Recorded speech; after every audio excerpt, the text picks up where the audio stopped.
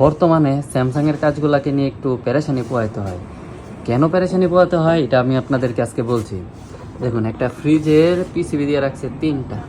এটা হলো পাওয়ার সাপ্লাইয়ের জন্য একটা দিছে, আরেকটা দিছে হলো কম্প্রেসরের জন্য, কম্প্রেসর কন্ট্রোল করার জন্য, আরেকটা হলো আপনার ভিতরে লাইট ফ্যান ট্যান এইগুলা কন্ট্রোল করার জন্য।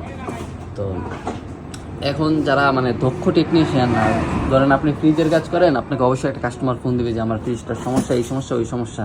তখন যখন যা দেখবেন যে একটা ফ্রিজের মাঝে তিনটা পিসিবি, তখন মানে আমার প্রশ্ন হলো যে এতগুলা পিসিবি ব্যবহার করার কারণ কি? অন্যান্য ফ্রিজগুলো আমি দেখতেছি যে এটা একটা ইনভার্টার কম্প্রেসর, তো অন্যান্য ফ্রিজগুলোতে আমি দেখতেছি যে একটা পিসিবি দিয়েই তারা কিন্তু পুরো কাজটা করে ফেলতেছে।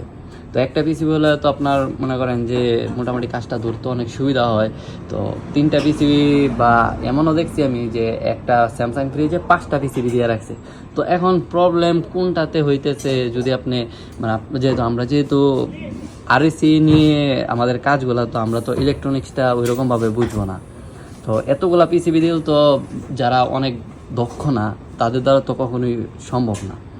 তো যাই হোক, যারা স্যামসাং কেনার জন্য মানে চিন্তা ভাবনা করতেছেন, স্যামসাং বর্তমানে বাংলাদেশে যেমন মানে মাল দিতে পারতেছে না, এই প্রবাসও ঠিক ওই রকমই। মানে স্যামসাংয়ের এখন কোনো খাওয়া নাই, কারণ স্যামসাং আপনার মালই দিতে পারতেছে না। এই যে এই একটা ফ্যান মোটর যদি নষ্ট হয়, এটা আমাদের এখানে খুঁজেই পাই না, কারণ এর আগে একটা নষ্ট হয়েছিল, এখানে মানে মাল পাওয়া যায় না। অনেক খোঁজাখুঁজির পরেও পাওয়া যায় না। যদি পুরান নিলে তাহলে পুরান একটা লাগাই দেওয়া হয়।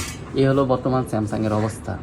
যে আমার কথা হলো যে মানে 3টা পিসিবির জায়গাতে অন্য মানে আপনার যে ফ্রিজগুলো আছে ওইগুলোতে যখন একটা পিসিবি দিয়ে ব্যবহার করতেছে, তো তারাও তো চাইলে একটা পিসিবি দেওয়া মানে দিতে পারতো, তাহলে আমাদের টেকনিশিয়ানদের এত পেরেশানি পোহাতে হতো না।